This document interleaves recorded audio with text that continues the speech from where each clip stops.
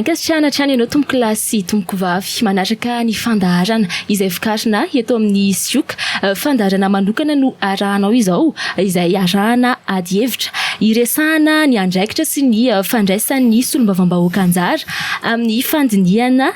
sy ny fandaniana ny lalàna momba ny tetibola ety ampiandohana dia asaiko ampanazana ianao anaraka izany fandaharana izany hatramin'ny farany ary miarabanareo mpiaino ihany koa nisan'ny vahiny ato anatin'izao fandaharana arahana ady hevitra izao moa nisy solombavambahoaka Madagasikara voafidy tao Miarinarivo Andriamatoa Fehitra Rakotondrasoa miarabanao tomboko ary tonga soa ato anatin'ny fandaharana. Miarabanao dia miaraban'ny ekipan'ny sioka miarabantsika mpiaino sy mpanaraka ny fandaharana.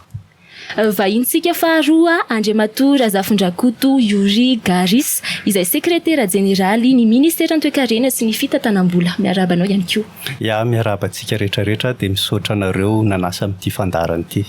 Ny vahintsika fahatelo kosa dia Andriamatoa Patrika Randriamisata izay mpamakafaka tetibola avy amin'ny firaisamom-pirenena M6 Tatao miarabanao. Faly miarabantsika rehetra faly miaraban'ny vahinina saina dia faly miaraban'ny mpijery sy mpanaraka ny radiosika koa amin'izao fotoana izao. Eny ary hiditra avy hatrany ao anatin'ny votoatin'ny fandaharana isika tomboko lasy tomboko vavy. Araiky ny efa fantatra moa dia nolaniny ireo solombavambahoaka ny volavolan-dalàna mifehy ny tetibolam-panjakana 2024 tamin'ity herinandro ity. Nisy ny fanitsiana miisa 20 mahery taorian'ny ady hevitra sy ny asambomera natao. Fanavozana moa no tena hoe resaka amin'izao fotoana izao. Tsikaritra tamin'ity fivoriana makasika ny tetibola ity raha nita hoe firesaky ny olona izany ny mpanara-bavao fa narisika kokoa ny solombavambahoaka tamin'ny fandraisana anjara tamin'ny ady hevitra izay aloha zany no hita tamin'ny fahitalavitra. Nisy ihany koa moa zany ny fanitsiana izay namaly ny fangatahana sy mpiarina sasany raha tsy resaky sika afa-tsy ny hoe ny fambolena. Teo aloha teo manko dia zarotry ny hoe lasa fahazarana fotsiny mahita anareo solombavambahoaka hoe manangatanana. Marina fa misy ny asambomera fa ilay sary mahita ny solombavambahoaka manangatanana fotsiny no mibahana ao an-tsain'ny olom-pirenena izay miteraka fanakianana mihitsy moa izay hatramin'izay. Misy koa moa ny hoe skandala na maleta sy ny sisa ireny ka eo indrindra no votoatin'ity fandaharantsika ity ho amin'ny anio. Mitodika aminao avy hatrany ao Andriamatoa solombavambahoaka. Ianao efa solombavambahoaka ary mbola solombavambahoaka amin'izao fotoana izao. Mpanao gazety ihany koa ianao talohan'izay. Fahitanao azy manokana inona no mety hoe niova teo amin'ny fomba fiasanareo raha oharina amin'ny teo aloha ka nahatonga izay hoe hitan'ny olona ny farisiana izay tamin'ny ady hevitra. Misaotra-betsaka nanometraka an'izay fanontaniana izay rehefa mijery ny réseaux sociaux tokoa isan'ny miverimberina amin'ny fanehoan-kevitry ny olom-pirenena maromaro na vitsivitsy ny amin'ny hoe solombavambahoaka lasa mpanangatanana fotsiny eo anivon'ny antenimieram-pirenena indrindra amina lalàna heverina fa misy fiantraikany mivantana amin'ny fiainam-bahoaka sy ny fiainam-pirenena. Azavaiko kely hoe nisy fiovana lehibe no entin'ny zavanitranga teto amin'ny firenena tato anatin'izay volana maromaro zay nahatonga izay fahatsikaretan'ny vahoaka hoe ary to lasa misy ady hevitra, lasa misy débat kokoa ary lasa misy fahasahiana kokoa eo amin'ireo solombavambahoaka. Ny anton'izay dia satria no ireny zavanitranga ireny aloha zany voalohany dia misy fiantraikany io eo amin'ny hery ao anatin'ny antenimieram-pirenena. Zay zavatra tsy azo dina tsy hita. Nikisaka zany ilay antsoina hoe majorité présidentielle, ilay hery goavana be tao anatin'ny antenimera izay nitondra n'izany antenimera zany. Ny zavatra misy foana ary zay azavaiko ho an'ny olom-pirenena. Ny antenimieram-pirenena araka ny lalàna ny indrindra ny lalam-panorenana misy eto Madagasikara dia misy foana ny fanarahana an'izay consigne omeny ny vondrona politika misy atsika, misy anao, misy ny solombavambahoaka indrindra ao anatin'ny séance plénière. Lalàna zany izy io. Za zany rehefa nanaiky ny rotsaka tamin'ny vondrona Irmara dia teren'ny lalàna hanaraka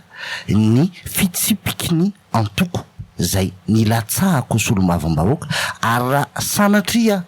ka tsy manaiky an'izay fandaminana eo anivon'ny antoko izay de azony antoko ataony mangataka ny fanesorana eo anivo ny fitsarana avo momba ny lalam-panondrenana. Diso zany ny feritreretana hoe ny solomavambahoaka de tena mpanangatanana fotsiny. Tena zay mihitsy ka. Any amin'ny asam-bomera afaka misy ny adievitra, afaka mitondra ny tsikera, afaka mitondra ny fanovana. Fa rehefa miditra ao anatin'io séance plénière io indrindra loi de finance izay iakina ny fiainam-pirenena,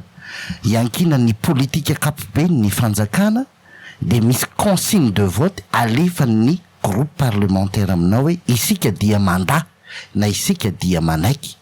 de manaraka an'izay consigne de vote izay. Zany tsy midika hoe tsy afaka miteny ny solomavambahoaka, afaka miteny foana ny solomavambahoaka amin'ny maha solomavambahoaka azy, fa amin'ny alalan'ilay fifidianana de tsy maintsy teren'ny lalàna hanaraka an'izay consigne de vote zay. Sahala amin'izay ihany koa ny mpanohatra. Ny team ohatra zany raha nanohatra izy teo aloha de misy consigne de vote ihany koa alefan'ny groupe parlementaire misy azy hoe isika tsy mandany,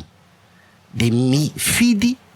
tsia daholo ny team rehetra ao anatin'ny groupe parlementaire. De raha tsikaritra zany misy fikisahany zay satria misy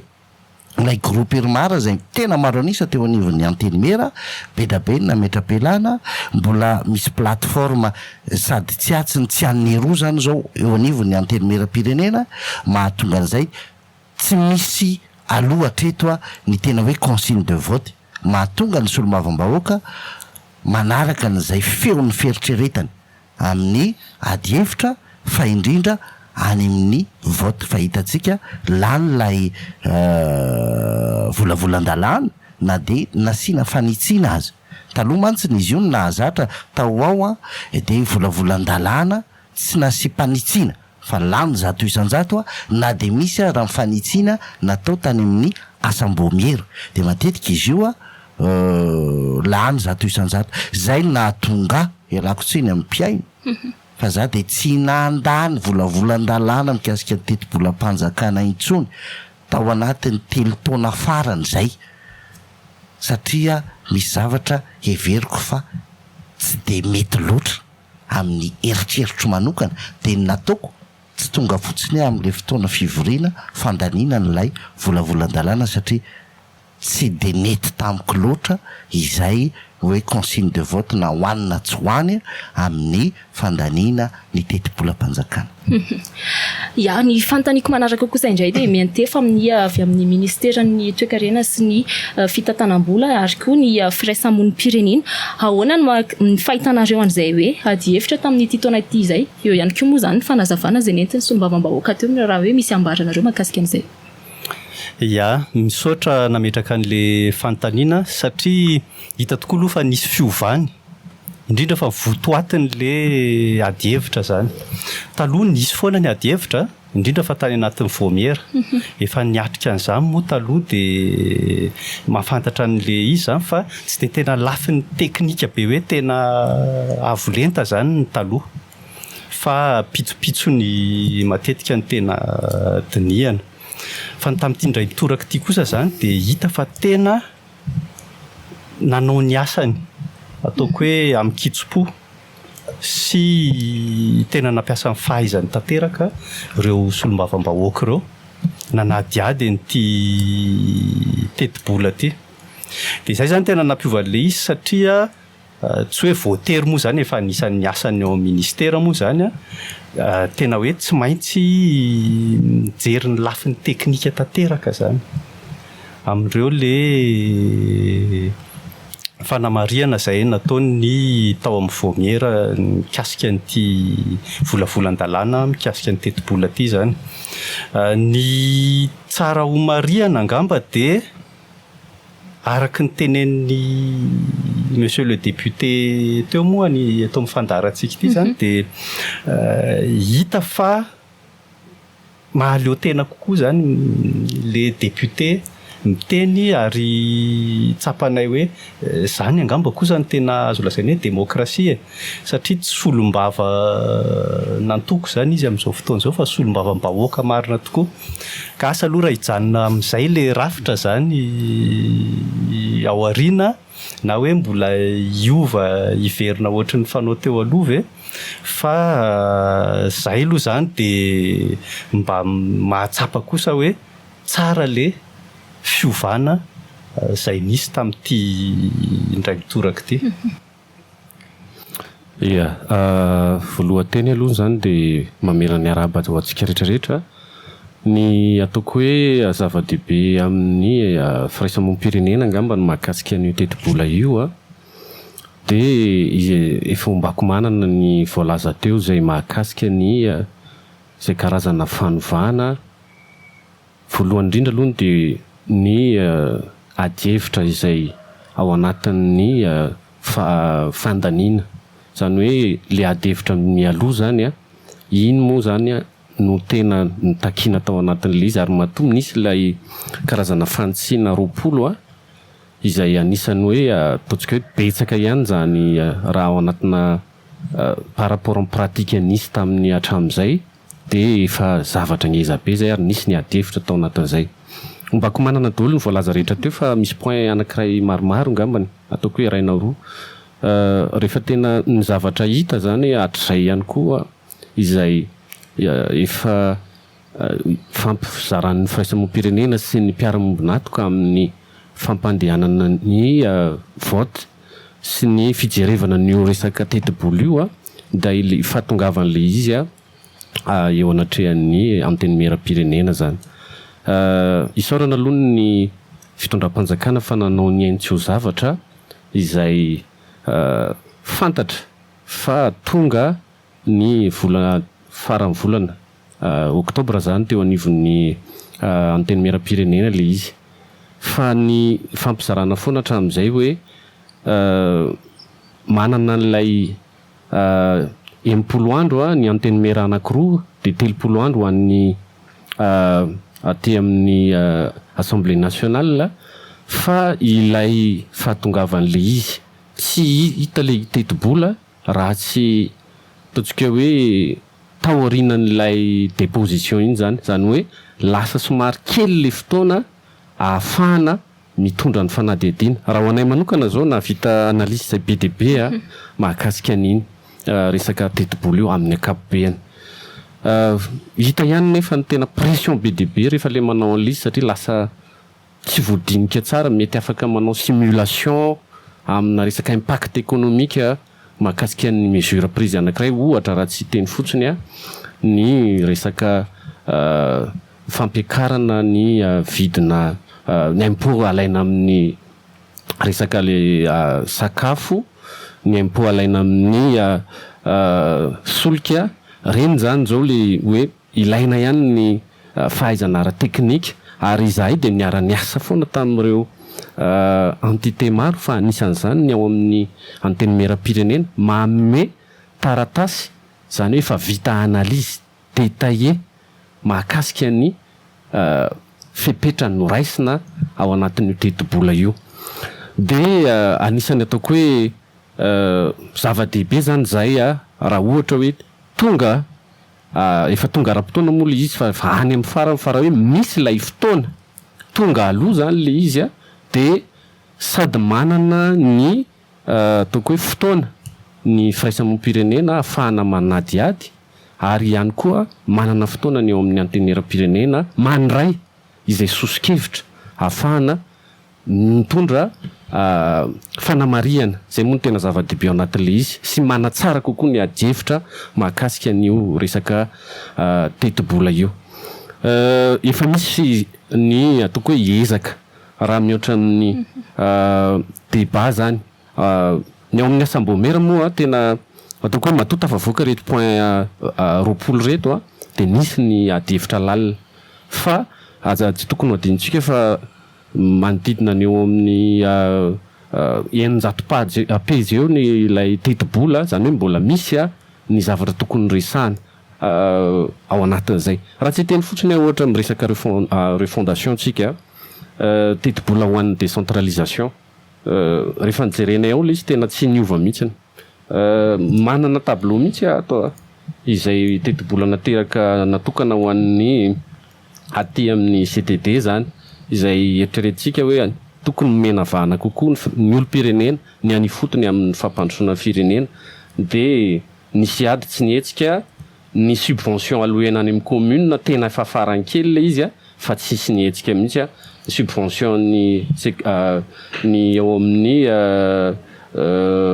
raha jerena zany le subvention totale dia niena kely 0,8% le zany hoe tsisy fihetsehana zany le izy ny zavatra hita amin'ny ankapobeny dia saika nomena vahana avokoa ny famalinan'ireo priorité zany hoe tao anatin'le préambule fa napetraka hoe ny éducation ny santé ny resaka énergie zany hoe ny électricité zany hita ao daholo le izy fa eo amin'izay hoe fa ahitana taratra ny resaka refondation zay zany dia mbola nametrahana fanamariana ohatra ny lafiny aty amin'ny rano somary niena kely ny budget-ny rano amin'ny ankapobeny fa na izany na tsy izany aza ataoko hoe misy ny priorité izay napetraka ny fanjakana ao anatin'le izy dia izay zavatra ohatr'izay zany le fandaniana akaiky an'ilay teti-bola tsiraidray indrindra fa ho an'ny ministera tiako mariana eo ihany koa fa anisan'ny efa zavatra efa nandrandrainay hatramin'izay dia hoe nisina concertation alohan'ny andrafetana le teti-bola au niveau an'ny secteur tsirairay tsika moa zany tena voatao anatin'ilay fiovana nisy teto amin'ny firenena zany hoe le zava-nisy teto amin'ny firenena dia mino fa ho voarayan'ny mpitondra fanjakana sy ho voarayan'ny reo manam-pahefana ambony zay hoe raha tokony miainga ao anivon'le secteur tsirairay izay débat budgétaire zay au niveau an'ny ministère en santé satria misy anereo ataontsika hoe olo-pirenena sy organisme tena miasa mafy amin'ny mahafantatra kokoa ny zava-misy any fotony dia ataoko hoe mitondra fanatsarana ho an'ny etaetam-bahoaka sy ny etaetan'ny olo-pirenena tsirairay izay teti-bola zay manana ambahatra manoloana an'izay ve ianao secrétaire général ny ministère ny toe-karena indrindra eo amin'le hoe budget zay nisy ny sasany niakatra teo amin'ny ministère nisy ny nidina teo ihany koa ilay teny avy amin'ny firaisamoam-pirenena hoe ohatra zao hoe ny rano zao tsy dia nahitana loatra mbola tsy mamaly ny filana izy ity moa zany budget primitif 2026 zany le resakintsika efa nitenena ombeny moa hoe tsy maintsy hisy ny rectificatif ao arinany mety ho fitsapakevim-bahoaka zany zay ho atao na hoe fivoriana akana ny hevitry ny rehetrarehetra ny eto am-boalohany angamba dia tsara ho averina kely fotsiny hoe inona moa zany le tena tanjona amin'izao le azo lazaina hoe tetezamita zao tsy atao anatin'ity le fempotona fohy ity mihitsy aloha zany tsika no afaka hoe amita reo fondation tsy zao le hoe enim-bolana na herintaona zany no havitan'izany reo fondation zany fa le manomboka an'le izy zay zany ny tena hevitra ao anaty dia zay mahatonga le hoe tsy maintsy le amehana aloha tsy maintsy raisina ao anatin'ilay volavolana teti-bola kosa satria matoa zany ny olona efa nihetsiketsika ohatran'ireny dia dika zay nisy tena naharary tsy atao hoe tsy vita zany ny nahafeno an'izay fepetra hoe mba nahafapo an'le olona le asa nataon'ny fanjakana noho ireo le naharary azy ireo dia tsy maintsy ny raisina zany ireo le etaeta ireo kosa aloha zay mahatonga le budget zany misy hoe any amin'ny santé any amin'ny éducation sy ny any amin'ny resaka hoe jiro énergie ohatra zany ny resaka an'le rano zany ianao teo iny moa anisan'ny fanitsiana netiny zareo tao amin'ny anteny meram-pirenena dia raisina tanandroa zany le izy fa toy izy fotsiny angamba hoe le tanjona le tanjona zany a de le amehana voalohany indrindra mba atonga antsika ho maro toerana aloha zany e mba ho stable tsy hisy korontana am'le fikonan-doha isan-karazany hitondra makany am'le fanavaozana de rehefa avy eo a misy am'izay le organisation anreto le fakana hevitra isan-karazany satria tsy ny fanjakana zany no hiambo hoe hanao an'le refondation fa atsika rehetrarehetra le izy ka hoe ny hevitry ny malagasy rehetrarehetra mihitsy zany no atao zay mba handravonana azy aloha de ho hitatsika eo zay marimaritra iraisana hitantanana n'le firenena zany ao aoriana de zay zany hoe tsy ny fitondram-panjakana am'izao zany no hiambo hoe tonga de anao an'le refondation avy hatrany de vita de hoe androso tsy programme de développement zany le ataontsika ity a fa le hitondra makany am'le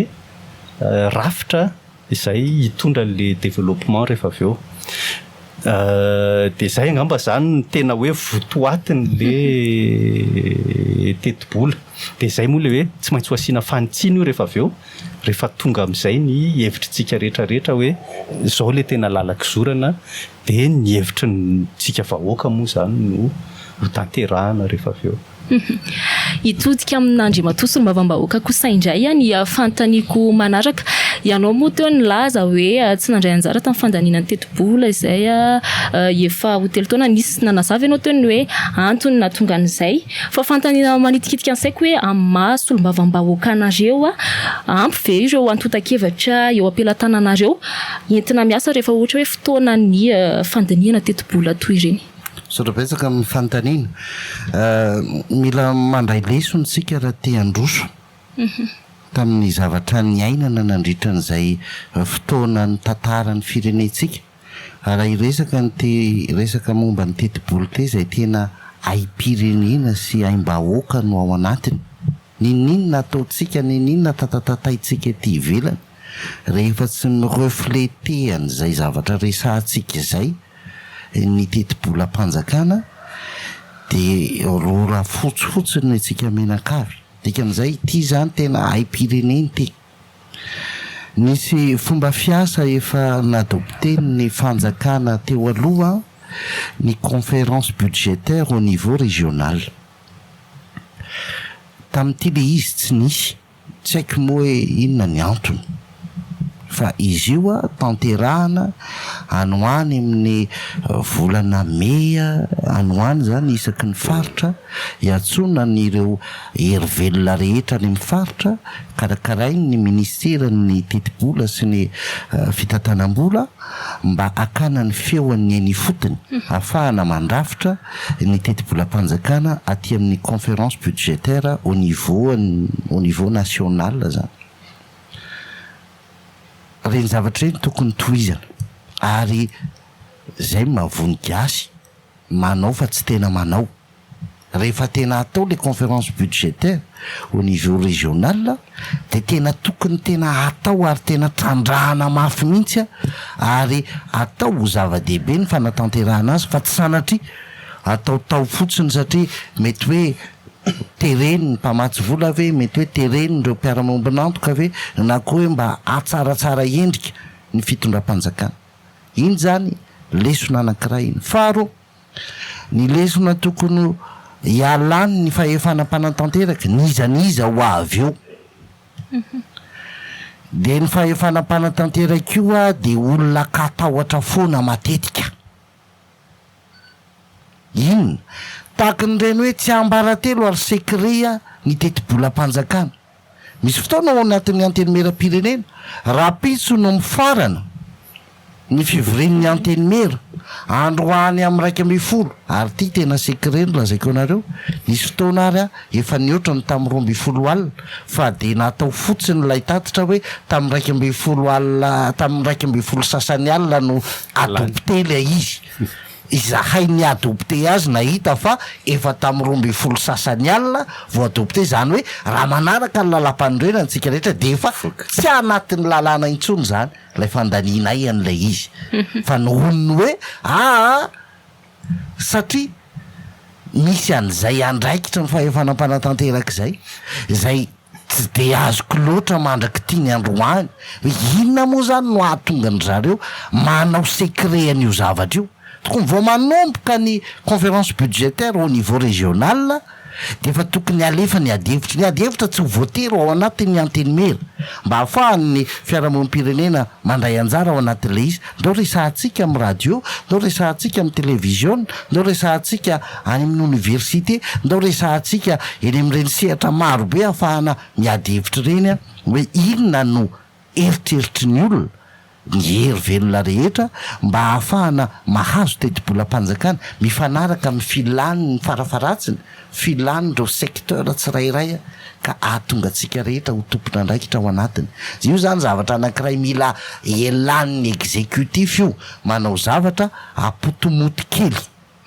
tsy haiko moa ny ao amin'ny ministera io monsieur le SG efa mpiasa amin'ny ministera tao hatramin'izay fa misy karazan-javatra ohatr'izay izy io de normal zany raha lay boky be eninjato pejy za aloha de tsy mamaky an'iny fa raha mahavaky ny efa io koa moa zany vakina le tena hoe ato sy ato ny tena clé an'ity teti-bolo ty raha mahavaky an'iny ianao ahafahanao miditra anaty adevitra zay le mahatonga an'le hoe le adevitra tsy lasa lalina fa adevitra ety ambonimbony fotsiny de mijery fotsiny lay député hoe ohatrany ahoana ny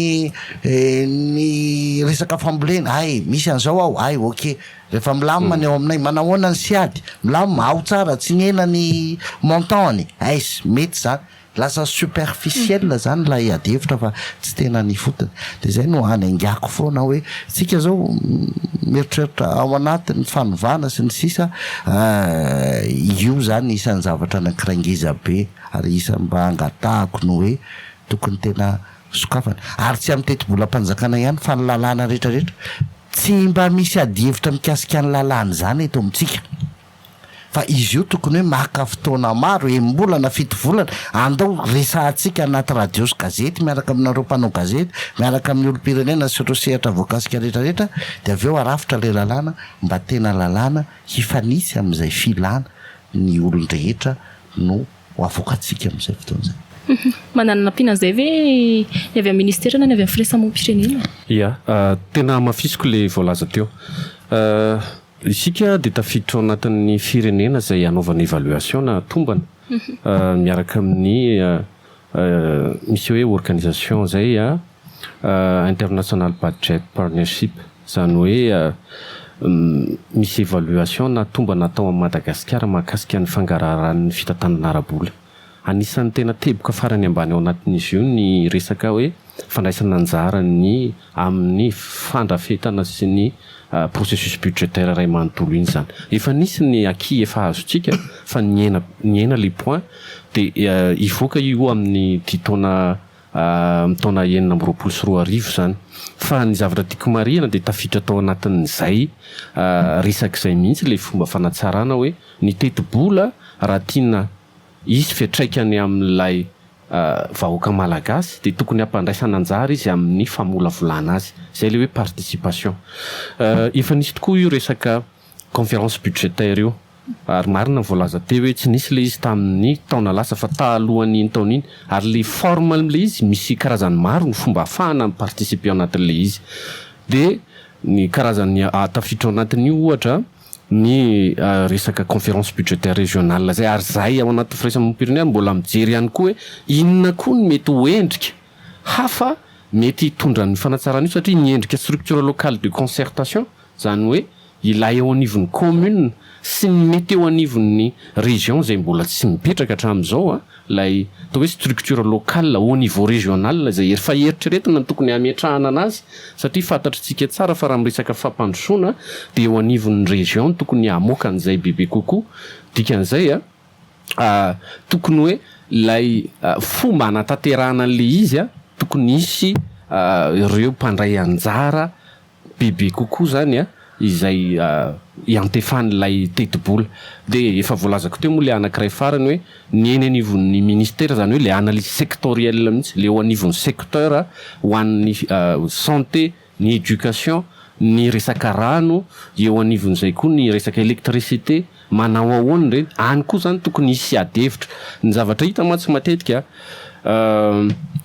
ny fanjakana de efa manana ny zavatra tiano apetraka ao anatin'ilay teti-bola ary miainga amin'iny ny zava-misy zany de hoe ny politika mpanjakana tokony hipetraka alohany rehefa misy ny olom-boafidy. Ino no arafetina ao anatin'ny 5 taona. Zany hoe lay fomba fijery ny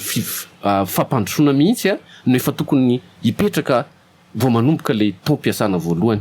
Ary ao anatin'iny no andrafetana tsikelikely ny programa nasionaly isaky ny secteur tsirairay avy. Zany hoe misy ny secteur de l'éducation inona no mifandray amin'ny oviana io. Misy ny secteur santé inona no mifandray amin'ny oviana io. De zay le mahatonga le hoe ilay vinan'ilay mpitondra mihitsy ny tokony efa volavolana miaraka. Zany hoe efa misy ny fomba fijery ahafahana mametraka an'izay. De iny politika nasionaly iny rehefa aveo no tanterahana amin'ny alalan'ilay teti-bola. Ka mba isin'ny hoe fifanarahana tsara ao anatin'le filana sy ilay vinavina sy ilay programa nasionaly no anamafisana an'ilay resaka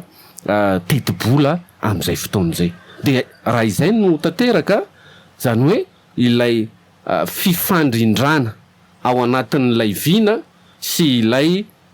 fanatanterana teti-bola isan-taona. Teti-bola tsy inona tokony anaraka fotsiny an'ilay programa efa napetraka zay mampidrety programa anazy. Zany hoe efa manatanteraka zay misy an'le CDMT apetrakantsika ao anatin'le teti-bola. De iny efa miprevoira sady hoe raha ity ny vola lanina ny taona ity fantatra sahady zany ny vola lanina amin'ny taona 2 taona manaraka. De efa fantatra zany hoe ho tanteraka io foto-drafitrasa io. Zay ny amin'ny famolavolana fa ny fanatanterana an'izy io koa tena mbola tena défi be.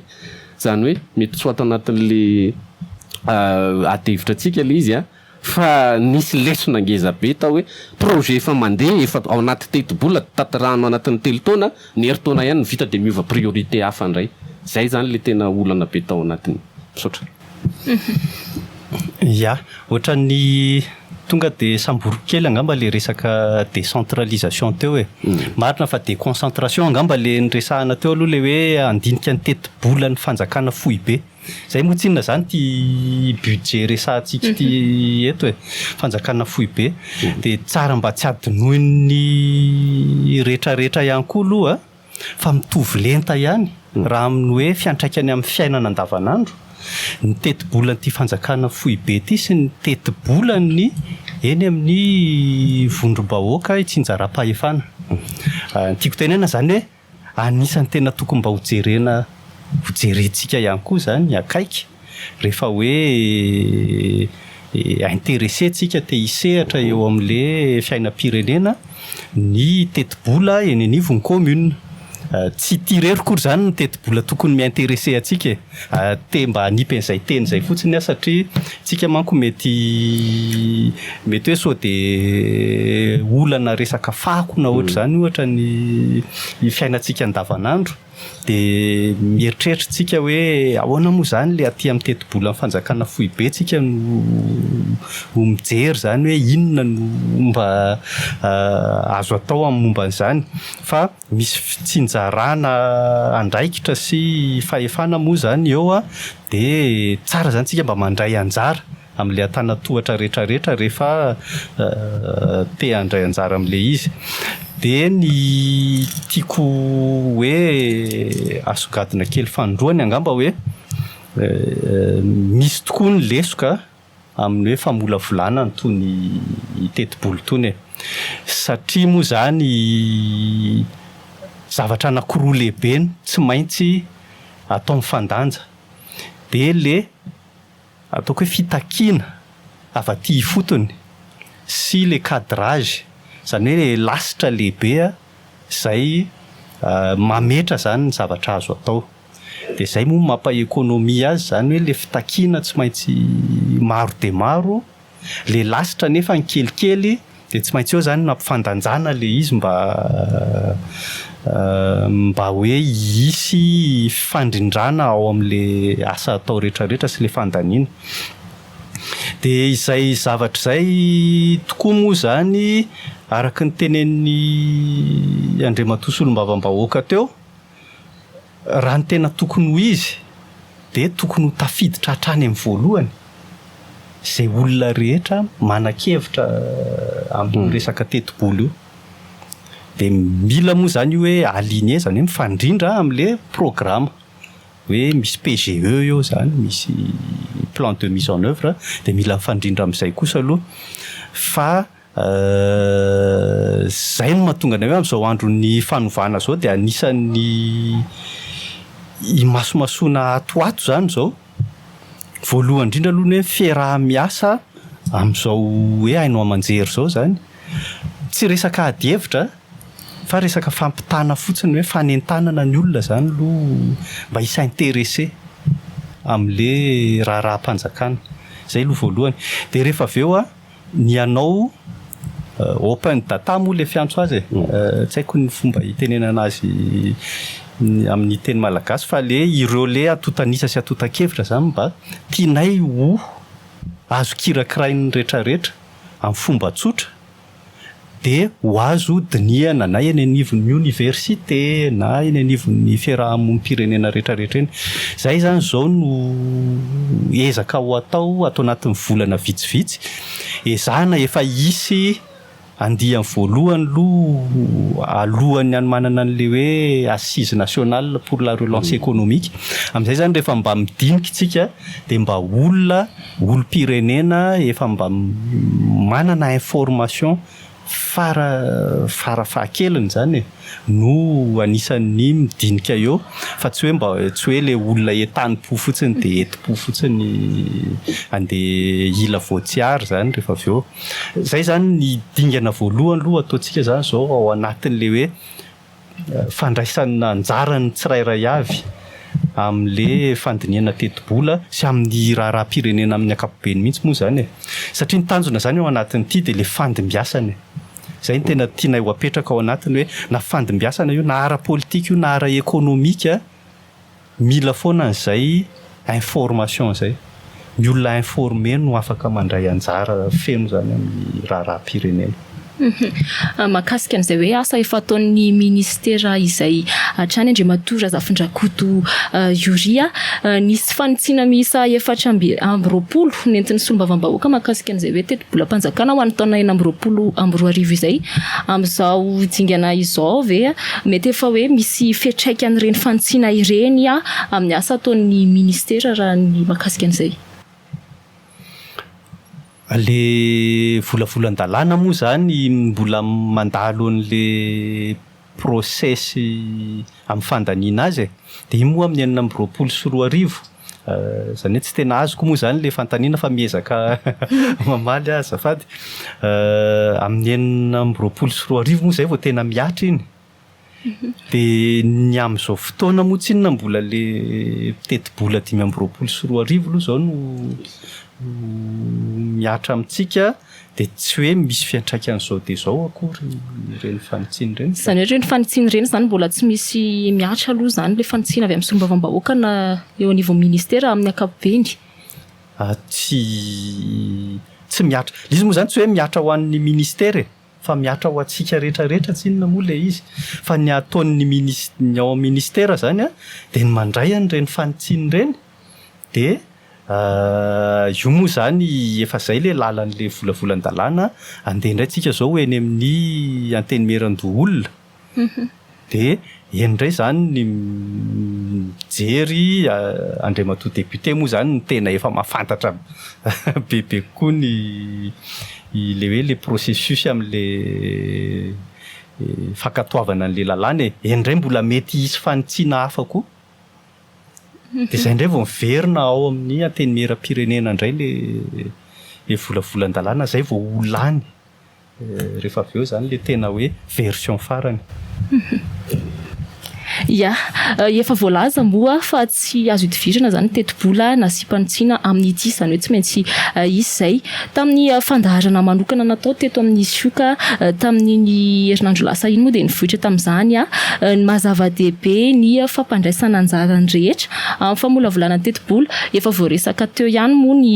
momban'izay manao ahoana kosa indray ny ady sisika ataon'ny firaisamonim-pirenena mahakasika an'izay tena ao anatin'izay mihitsy efa manao foana ny firaisamonim-pirenena zany isa taona isa-taona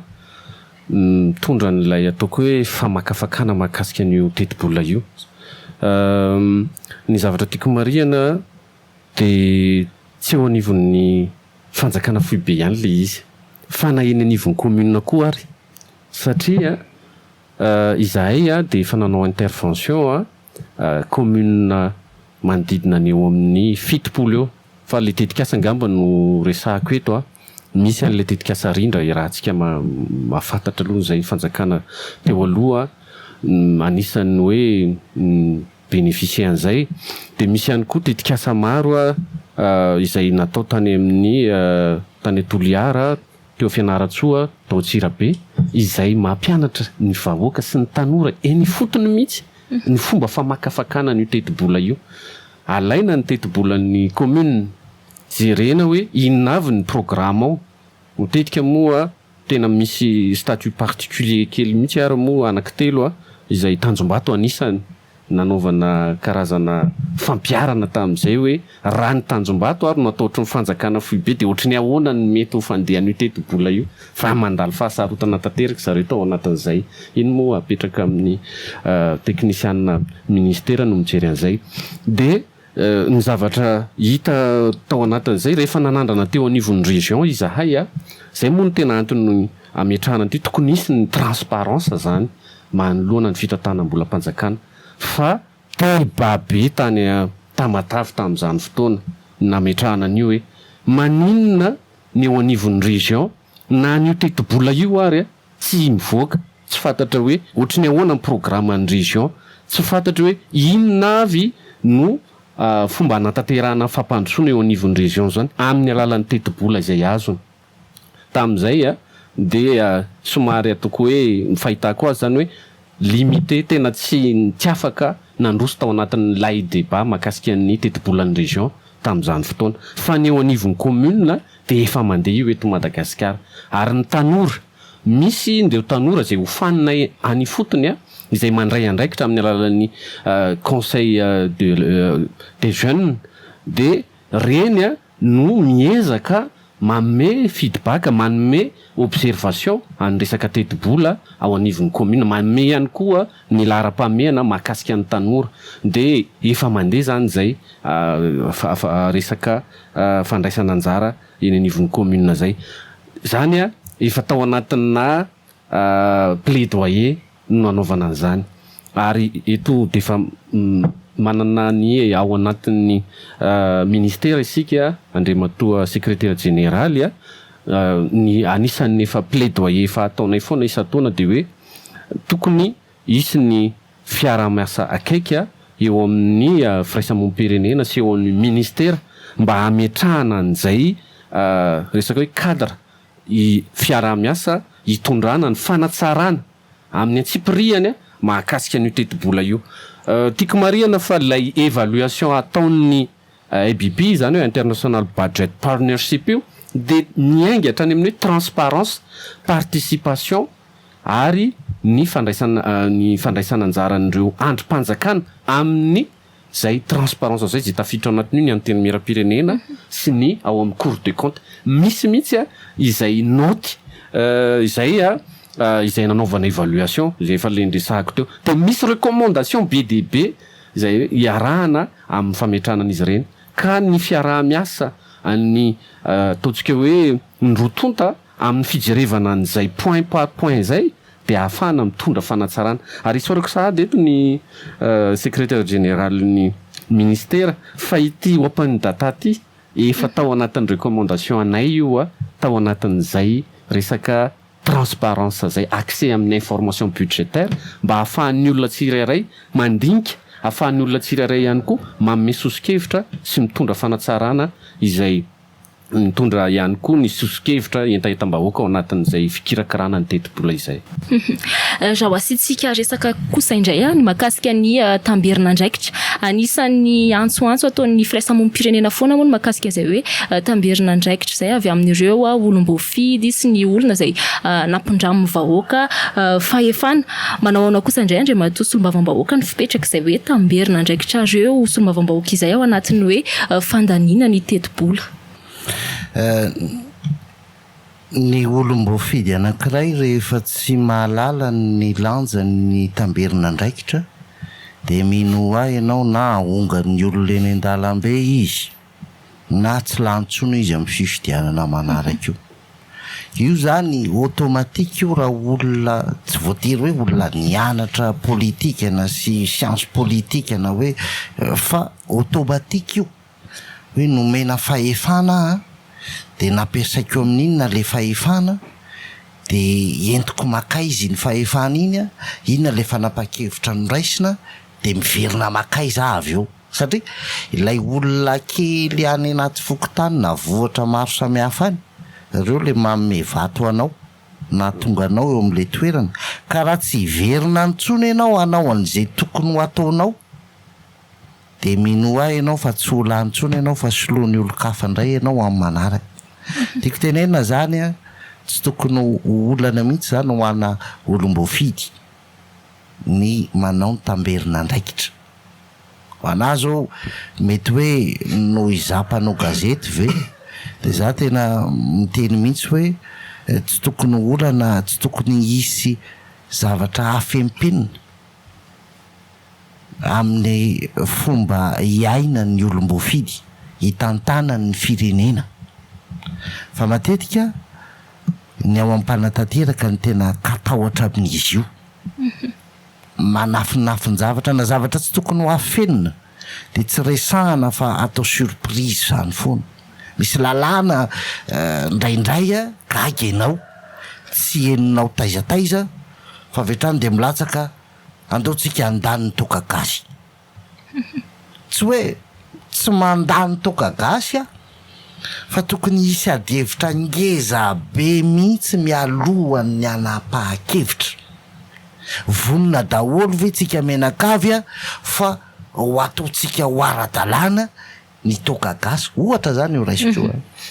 efa niteny hoe ministera amin'ny fahasalamana hoe vonina izahay tompoka ireto ny anay ny fomba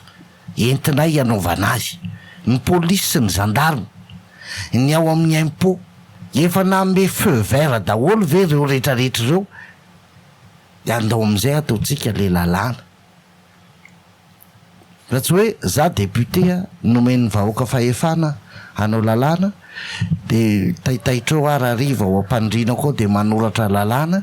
dia iny no entiko eny amin'ny anteny za zany tsy tokony ho amin'izany zany fomba fitantanantsika firenena fa andaontsika hiadevitra inona aloha inona moa iny le lalàna anankiray zao mikasika ny hoe nisy adevitra be hoe LGBT sy ny sisa satria tsy ampy ny adevitra apetrakitsika mialohan'ny ampidirana azy eo amin'ny anteny meram-pirenena dia lasa mandeha mivoana any amin'ny tsy tokony ho izy le adevitra hoe nitovy fananahana fanambadiana zany no ambadika io ny vazaha ohatra ny frantsay rehefa nanapa-kevitra ny amin'ny hoe andao ho ataontsika ara-dalàna ny fanalanjaza ny IVG tsy tao anatin'ny 2 taona izy na 3 taona ny adevitra ny fa amampolopolo taonany zay vao nanapa-kevitra hoe ity ara zany no mety rehefa lany ary le lalàna mbola be dabe ny olona nidina an-dalambe nanohatra an'le izy amin'ny tsy fanekena zany tokony tsy hampatahotra ny ahy zany zay foana ao anatin'ny fanavozantsika dia tena oliretsy ny fanavozana aloha dia ny toe-tsaitsika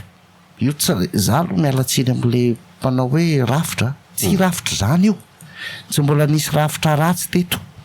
na io lalam-panorenana io teneniko anareo fa isan'ny betsaka ny point fort ny io lalam-panorenana hiainantsika amin'izao 4e république io fa ny olany gasy ny fanatanterahana tsy ataony zalahy io na io article 54 voalaza lalam-panorenana miteraka adevitra nandritra ny taona maro za dia miteny signature blanc no ataon'ny solombavambahoaka eny avoloha ianao vao mahafantatra hoe tsai Christian kaika le prime ministre dia minoa koa nareo fa tsy nisy an'izany tamin'ny Yerusalama rehefa zay ny voasoratra ao anaty lalàna dia andao ataontsika izay hoe avy amin'ny majorité manohana amin'ny fanjakana ny prime ministre dia andao ataontsika izay fa aza mody atao azo aky tena goavana be ary mba tiako mba hipetraka somary hitariko kely le adeva am'izay mety ho lalam-panorenana eo andao tazomitsika le hoe tsy mahazo mirotsaka fanotelontsony no filoha-pirenena zany zao efa aky goavana be zany amin'ny lafiny demokrasia de zany zao tsy tokony ho vaitsika zany fa zany tena zavatra efa tsara be natao de tsy any amin'ny resaka rafitra sy izy fa any amin'ny resaka toe-tsaina rehefa miresaka an'izay toe-tsaina zay ny olana ararotiko ty ny olana malagasy de sady ty tena no be kolikoly fa mametsiny zavatra hafa foana tsika hoe ny FMI, ny Banque mondiale, Ankarana, ny Sinoa, ny vazaha no metsika tsiny fa isika ny be kolikoly sy ty tena mpangala volam-panjakana mibetsaka mpanodikodina volam-panjakana mibetsaka zay ny mahatonga antsika mahantrotra an'io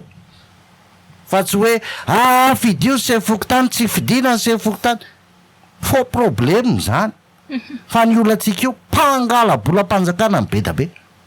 ary ny olona nianatra ny manao an'io ny kolokolon'ny polisy 500 eny an-dalambe tsy zany mampahantra atsika fa ny miliara very ataon'ny mpanapa-kevitra ty ambony ety mifanaraka amin'ny jola sy ny mafia zany mampahantra ny gasy fa tsy le polisy makarivo na mena gazety eny amin'ny lalam-pirenena fa fitohatra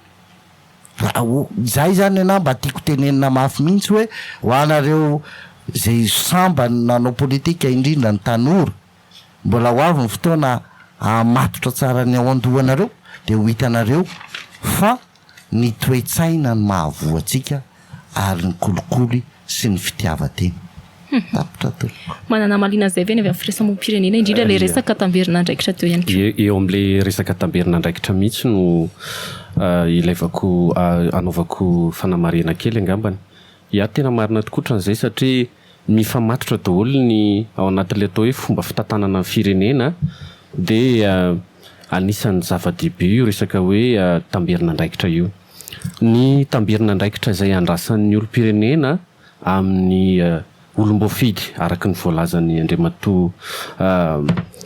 député teo de hoe raha misy zavatra nankinina tamin'ireo mpanatanteraka na eo anivon'ny commune zany na eo anivon'ny région zany na eo anivon'ny fanjakana foibe eto moa zany ny eo anivon'ny région mbola fidina ihany mbola atevitra hafa fa rehefa nomena andraikitra ianao anatanteraka zavatra anankiray de vitanao ve le izy zay aloha ny anankiray zavatra ngeza be ao anaty ary rehefa vita le izy inona ny tatotra namena andreo olom-pirenena zany hoe le olona mifidy anao ao anatin'lay toerana anankiray zay anaovana lay nomena andraikitra ianao zay mantsy raha ohatra ianao zany maire na ohatra ianao solombavambahoaka ihany koa inona ilay zavatra nankinina taminao le asa izay efa misy ny texte mifanaraka amin'izay tanteraka ve ireo ny zavatra somary toko hoe hitanay Andriamatoa monsieur le député de eo amin'io resaka hoe le andraikitra amin'ny fanaraha-maso ny volam-panjakana indrindra ohatra ny raisiko teo misy ny tetikasa anankiray efa tafiditra ao anatin'ny atao budget de programme manomboka izy le amin'le taona izay anatanterahana azy fa ny priorité amin'ny fanjakana miovaova noho nylay kely ozy izy Andriamatoa SG le teo de rehefa mandeha izy herintaona ihany no anatanterahana azy any le trano ka miakatra étage anankiray de ny amin'ny taona manaraka le izy tsy vita intsony reny ny tokony asiana question na fanontaniana au niveau ny Assemblée nationale makaiza na inona nanaovana n'ilay vola tokony anatanterahana io maninona tsy priorité tsony io nefa napetraka tany aloha lasa miembotra zany tsika raha dikan'izay fampanantenana tsy ho tanteraka lay izy reny zany be dehibe le izy mahakasika ny resaka fotodrafitrasa izay atao simba tokony isy fanontaniana mahakasika amin'ireny hoe natao le izy afaka herintaona potika tanteraka volam-panjakana nanaovana an'ireny aiza ho aiza zany le ataontsika hoe mety tafiditra ao anatin'ilay fanovana izay tokony ho asongadina ka mahakasika an'ilay resaka redevabilité teo dia niangany fotony ny anaovana an'izay ary tokony paika atraty amin'ny ataontsika hoe ireo mpanapaka aty amin'ny fanjakana fohy be fa ny andraikitry ny firaisamonim-pirenena ao anatin'izay de efa mazava hoe ny manara-maso ny fomba fanatanterahana an'ireny politika mpanjakana ireny ary ny andraikitra ao anatin'izay de hoe raha te hanara-maso ianao tokony olona informé no manana zany antota-kevitra antotam-baovao ahafahana mijery an'ilay hoe tanteraka ve le zavatra nampanantenaina na tanteraka ve le zavatra efa voasoratra ao anatin'ny teti-bolam-panjakana aiza ho aiza le izy am'izao ary tokony isy ny famerenana fanazavana zany any fotony hoe tsy tanteraka le izy na mandalo fahasarotana ny fitondram-panjakana ohatra de mazava zany le izy am'izay fotoan'izay de ny fandraisan'ny anjaran'ny olom-pirenena amin'ndray fanjohiny ny tetikasa izay no ahafahantsika manatsara ny fomba fitantanana ao anatin'le atao hoe redevabilité zay misy ny information zany hoe am'izao raha tsy diso izay efa napetraka 12 taona lasa ny lalàna mahakasika ny fahazahoana ny antotam-baovao ho an'ny niditra zay tamin'ny nisy fotoana teo amin'ny tapabolana teo nisy ny fifanakaloza-kevitra lalina natao tao anatin'izy iny mbola mandalo ataoko hoe mandalo ny processus ngambany le izy am'izao fotoan'izao fa amiko zava-dehibe ny andaninana iny mba ahafahana mametraka an'ilay atao hoe accès amin'ny information de ahafahany tsiraray ihany koa mandray anjara amin'ny fiainam-pirenena. Misy ny lalàna iny tokoa rehefa ndraisahan'ny zareo amin'ny fiarahamonim-pirenena ny dingana moa zany efa any amin'ny gouvernement izy iny efa vita ny an'ny ministera ny serasera sy ny kolontsaina efa tokony mandalo filan-kevitry ny gouvernement fa ao amin'ny filan-kevitry ny gouvernement tao le izy no naniry tao. Misy ministra maromaro tsy mitovy hevitra mikasika an'io lalàna io izay foana le mahatonga amin'ny teny hoe matetika mipanatanteraka ny tena katahotra satria accès à l'information de mampatahotra ohatrany hoe misy zavatra hafeninao nefany ny fahafahan'ny fiarahamonim-pirenena miditra na ny mpanao gazety na ny olon-tsotra miditra amin'ireny vaovao lazaina fa ofisialy ireny de anampy an'ilay fahefanam-panatanteraka anao ny asany zany hoe diso tanteraka mihitsy io eritreritry io hoe ny mangarahara sy ny transparence de misy lafiratsiny foana fandraisan'ny mpanatanteraka azy so tsika kritiken'ny olona be loatra nefa iny lay fitsikeraana iny no atonga ny olona anao ady hevitra andatabatra boribory fa tsy hidina an-dalambe zay angeny tena fond io fa matetika mmpanatanteraka amin'ny voalohany io zao fanavozana de tena hita mihitsy hoe miaino mandeha ny ady hevitra fa jereva nge le mpitondra eto amintsika rehefa mahazo fahefana elaela de manomboka mikombona am'izay zay foana ny olona ny mpitantana manomboka mikombona am'izay satria mieritreritra fa hoe efa manana maîtrise ny antenimera-pirenena efa tsika daholo ny ao amin'ny antenimera-pirenena efa tsika daholo ny ben'ny tanàna rehetrarehetra tsika maronisy eny amin'ny filan-kevitry ny tanàna atsika daholo ny eny amin'ny faritra atsika daholo de efa tsy mila ady hevitra tsony rehefa tsy omenao sehatra ny mpiady hevitra amina sehatra tokony idina hevitra de tsy miady hevitra tsony izy fa lasa izy midiny ery an-dalambe ery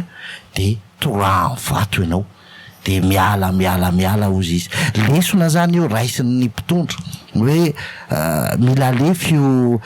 droit à l'accès à l'information le lalàna mihitsy fa nikatso izy io ny fahafantarako azy tamin'ny gouvernement tateo aloha satria za maflohan'ny vomera misahana serasera ao anivon'ny antemera-pirenena de efa nanontany an'io teo anivon'ny gouvernement fa maninona ny tsy alefanareo aty aminay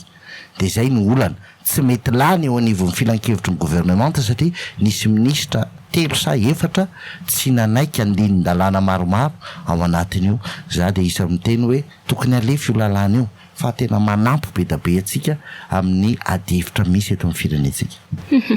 Mamaraparana ny fandaharana isika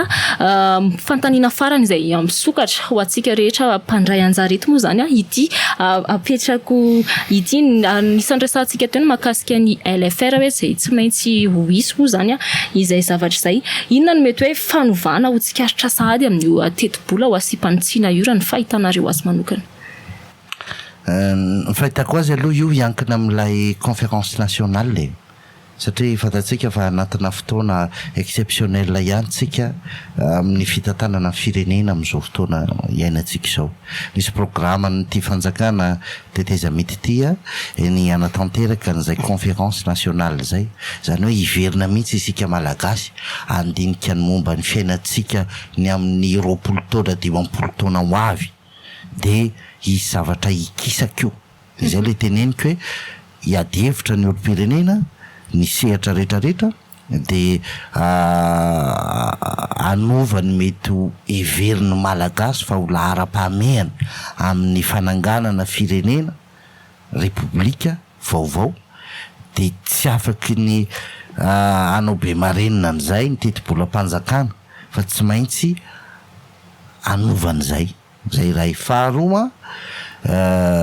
tao anatin'ny amehana ihany nisy ny fiovan'ny mpitontotra sy ny mpitantana. Misy zavatra be da be zany tsy ny considérena tao anatin'ny ty teti-bolam-panjakana ty, fa rehefa amin'ny taona 2024 io isy zavatra hitranga eo, de dikan'izay tsy maintsy isy fanovana. Ny zavatra tiako tenenina ary mba tena mba irariko de ny fanampiana avy any ivelany. Tena zava-dehibe raha toa ka tsy manova ny fiara-miasany amin'ny Madagasikara ny fianakaviam-be iraisam-pirenena, fa anampy atsika foana ihany amin'izao fotoan-tsarotra rahalovan'ny firenentsika izao amin'ny lafiny politika. Satria raha sanatriny vavaka manidiny robinet avokoa ny mpamatsy volantsika, tena ho mafimafy amintsika ny hiatrika. Tsika ho tafavoaka foana, fa hoe mafimafy amintsika ny hiatrika an'izany taona 2024 7 zany ananganantsika n'ilay repoblika, ary ho mafy ho an'ilay ekonomia sy ny sosialy mba hokatsika ny fiatrehana an'izany. Ny azan'izay mba faniriko mba angatahako amin'zareo amin'ny ministera ny toe-karena, angatahako amin'ny mpitondra fanjakana ankehitriny ataovy daholo zay fomba rehetrarehetra mba tsy hahatonga ka na ohatra fandeferana amin'ny lafiny politika no ahafahantsika manohy an'izany fiara-miasa miaraka amin'ny fianakaviam-be iraisam-pirenena. Zany ndray tsy mba le mpanao politika hoe andao tsika tsy fandray amin'ny any ivelany tsony, andao ravaitsika midy, andao de manonofy ohatr'ireny.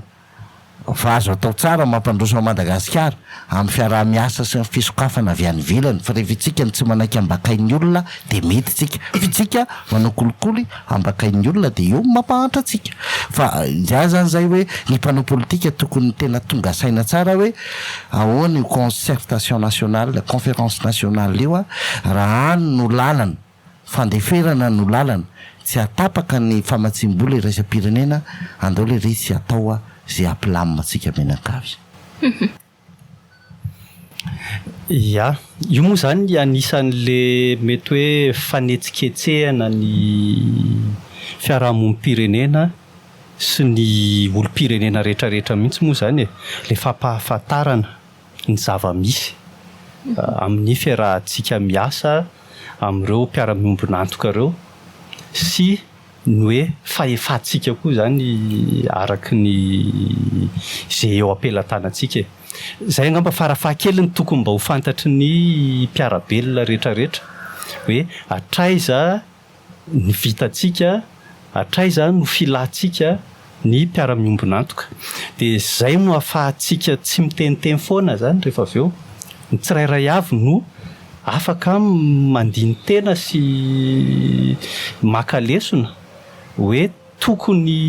hiara-iasa sa tsy tokony hiara-iasa amin'ireo mpiara-miombonantoka ireo. Fa ny azoko ambara aloha de zao raha sahala amin'ny Banque mondiale aloha ohatra zao vao niara-nivory taminy omaly amin'ny hoe inona daholo ny tetikasa vatsindry zareo vola zany eto amintsika, de milaza mazava mihitsy izy fa misokatra mety ho fanitsiana an'ireo tetikasa ireo zany raha tsy tena mifanitsy, raha tsy mifanojo zany amin'ny vinavinatsika ireo tetikasa ireo. De ny dikan'izany zany aty amintsika le baolina amin'ny fiteny, fa tsy de hoe any amin'ny zareo akory. De anjarantsika zany no mavita manao tetikasa maharesy lahatra sy tena ampandroso antsika kosa aloha fa tsy hoe tetikasa tsy de misy ilana azy fa hoe hoe satria ny voriana fotsiny de mba nafinarinaritra teo. De ny akoatran'izay angamba mba rassuré ihany koa aloha amin'ny rehetrarehetra so de misy hoe prestataire na fournisseur any de mare an'izany de hiteny hoe de ho avotsitra zany ny zavatra efa ataonay fa itsika tsy maintsy manaraka foana kosa aloha ny lalàna amin'ny hoe amin'ireny contrat reny zany tsy maintsy vitantsika hatramin'ny farany contrat rehefa nidirana de tsy maintsy ajaina zany contrat zany. Ia, resaka loi de finance rectificative moa nafantsiana le fanontanianao teo de izay atao amin'ny firaisamoam-pirenena aloha no mahita fa misy ny ezaka izay nataon'ny fanjakana tao anatin'ilay totsika hoe fanarahana ny teti-bola mba hifanaraka amin'ilay zava-misy. Fa na izany azy araka ny efa niatevitra ny totsika teo de tsy ampy izay, misy zavatra tokony mbola ironana bebe kokoa ao anatin'izay hoe resaka fantsiana zay. Dikan'izay dia tsy azo idivirana raha fahitana azy. Zao mantsiny zavatra tiako mba partagena kely na ho zaraina. Ilay teti-bola rehefa atao ny zavatra hitanay de manomboka hatrany amin'ny mois de février any no anaovana an'izy io ary za efa nanao étude manokana an'ilay processus budgétaire. Ny fahitana azy misy ataontsika hoe pitsopitsony lafiny ara-teknika ny fametrahana an'ireny hoe zao ny taux d'inflation, zao ny resaka cadrage macroéconomique sy ny cadrage budgétaire zany. De ao anatin'izay misy ny ataontsika hoe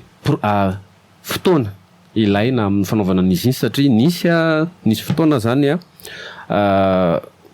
niaraka ny CANDO niaraka tamin'ny UNICEF mahakasika ny hoe ahoana ny fomba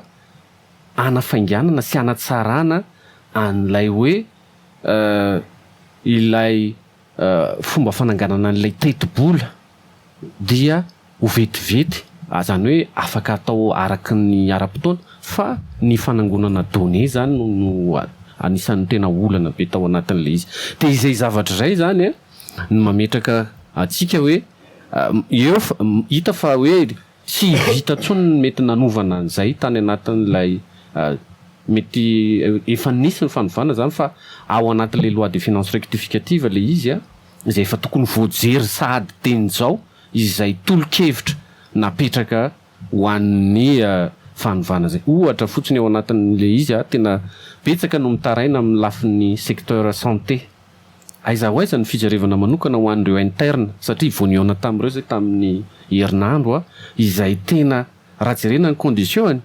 ireo no tena miasa ary misy fiantraikany be de be amin'ny service public ny fiasa ataon'izy ireo nefa ny condition ao anatin'le izy nambara taminay de 700 mba indemnité azony zareo isan'andro. De limitena koa izy hoe atreto ihany ny azonareo atao fa tsy mahazo manao mihoatra an'io fa ny ambiny gratuit zany amin'izay zavatra ohatran'ireny zany inona ilay service na ilay ataontsika hoe asa-panjakana zay tena misy vokany sy fetraikany. Ino moa zany efa nijerentsika teo ny lafiny eo amin'ny secteur éducation tena zay mihitsy le izy hoe efa nisy ny sosikevitra izay efa natao tany aloha de tena tafiditra somatsara le izy. De mirona tsikelikely makany amin'izay zany tsika izay hoe tokony jerena ireo tena hoe service izay makarary mitondra fiantraikany avy hatrany eo amin'ny fiainan'ilay vahoaka malagasy indrindra fa 700 izay miaina any amin'ny ivon'ny ihany fotony zany. Ya, ny resaka mahakasika ny andraikitra sy ny fandraisan'ny solombavambahoaka anjara amin'ny fandiniana sy ny fandaniana ny lalàna momba ny teti-bola moa ny fandaharana manokana izay narana ady hevitra ho amin'ny androany mamarana ny fandaharana isika ety am-pamaranana dia afaka manao afatra ianareo fahiny ho an'ny mpiaino atsika manana 2 minitra avy isika ao anatin'izay hatongitsika ato amin'ny Andriamatoa sy ny Vavambahoaka. Dia mankasitraka nareo sioka mankasitraka ny vahiny ny aran'ny tafa sy ny fampiresadresaka teto Androany ny amaranako ny fandraisako anjara dia ny fanahitanana foana ho atsika vahoaka rehetra misy fotoana manahirana lalovan'ny firenentsika kehitriny amin'ny lafin'ny politika izay mety hisy fiatraikany any amin'ny lafin'ny toe-karena amin'ny lafin'ny sosialy ny fifanenjehana sy ny valifaty tsy mitondra antsika makaiza tsy mitondra makaiza ary ny tantara Madagasikara dia efa nilazan'izany foana ombenombieny ny namanao Androany dia valifaty rapitso ny adverseranao rapitso indray miakatreo tsy ny sisa amin'ny lafin'ny politika fa raha tena hijery Madagasikara vaovao isika dia ny malagasy mihitsy aloha mila miova. Zay nahatonga an'ireo firenena goavam-be ireo tafavoaka tamin'ireo olana goavana zay natrehany dia ny fifamelana ary ny fampiarana ny lalàna tsy fanekena ny tsy maty manota mifamela fa zany tsy midika hoe tsy ampiarana ny lalàna ary ny fampiarana ny lalàna dia amin'ny sehatra rehetra sy ny olom-pirenena rehetra na izy na izy. Zay zany ana no angatahako hoe misy zavatra be da be miova eto Madagasikara fa tsy tokony hiala amina ataoko hoe sotoavina amin'izay fifamelana ary ny fampiarana ny lalàna sy ny tsy fanekena ny tsy maty manota izay tsika mba ahafahantsika mivoaka malaky ao anatin'izao crise politika mahatafiditra ny firenena izao. Mila fanovana Madagasikara fa za tena miteny hoe mila miova samihafa ny fanovana sy ny fiovana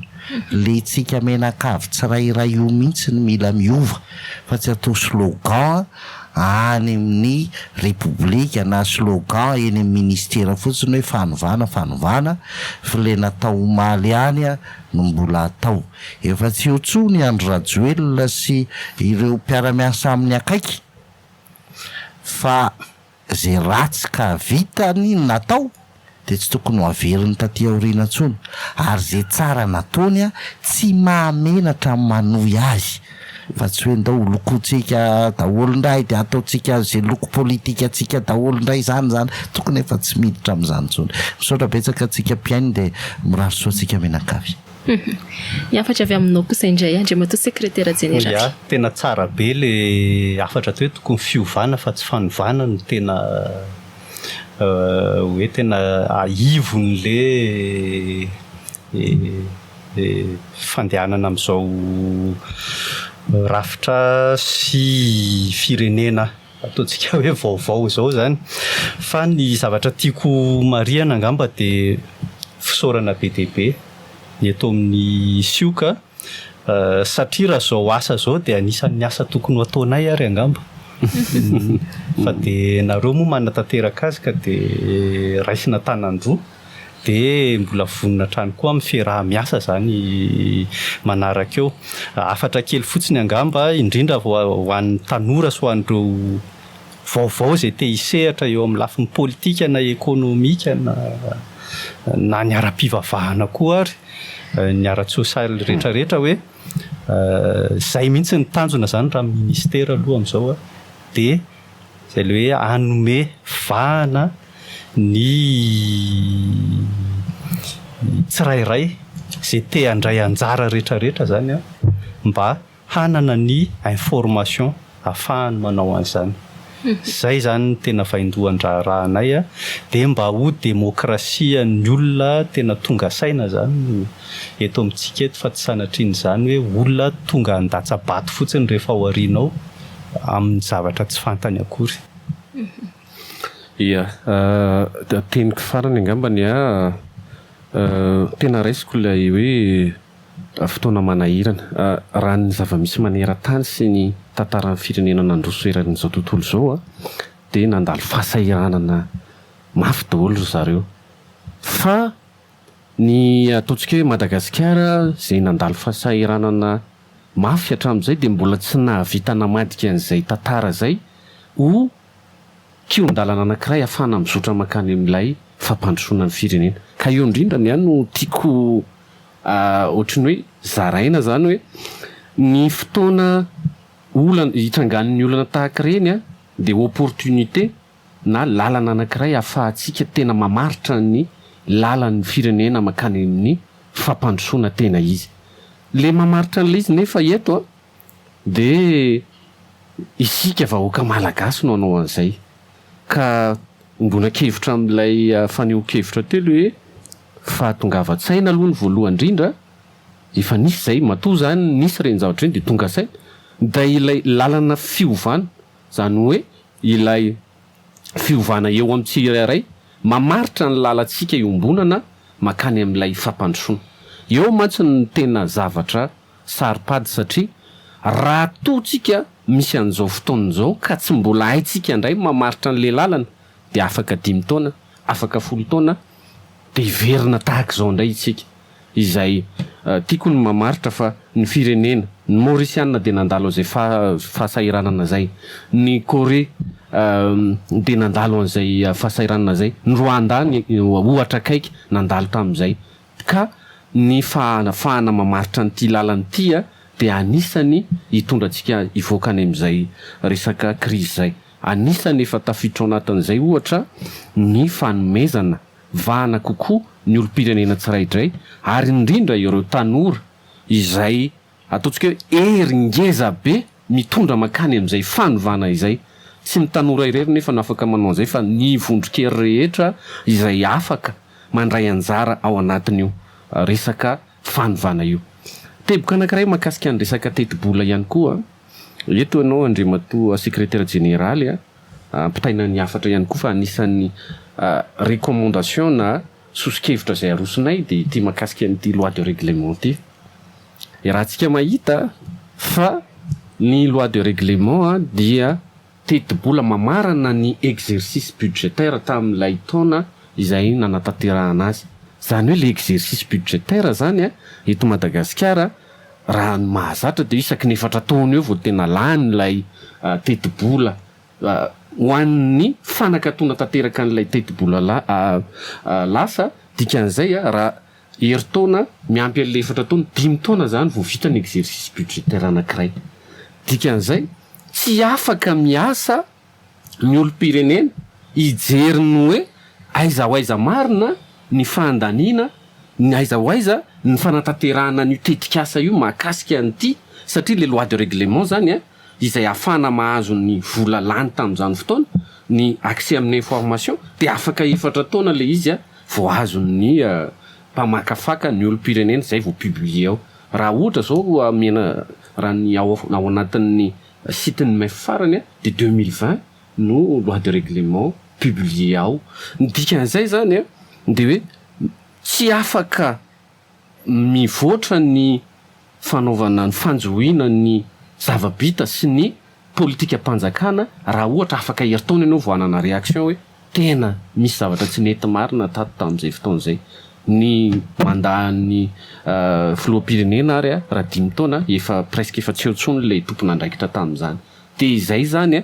ny fijerena manokana nio lalàna mahakasika ny resaka ny LOLF zany, satria ao anatin'ny LOLF mazava tsara ilay izy hoe inona no ahafahana mitondra fanatsarana ngizabe ao anatin'io, ary efa voasoratra io ao anatin'ilay recommandation napetraka tao anatin'ilay transparence budgétaire ihany koa efa notiniana akaiky. Efa anisany nandroso sosikevitra an'io ihany koa ny Cour des comptes mba ahafahana mitondra fanatsarana amin'izay resaka lalàna ny teti-bola zay. Sotra tompoko. Dia izay afatra avy aminareo vahiny izay ihany koa no entintsika mamarana izao fandaharana sy adievitra izao. Ankasitrahana feno ianao Andriamatoa solombavambahoaka Fetra Rakotondrasoa, ianao Andriamatoa sekretera jeneraly ny ministera toe-karena sy ny fitadianam-bola Andriamatoa Razafindrakoto Yuri Garis, ary ihany koa ianao Andriamatoa Randriamsata Patrick avy amin'ny firaisamom-pirenena M6 Tatao. Dia izay ihany koa nametrahanay ny veloma ho amin'ny manaraka indray. Veloma tompoko.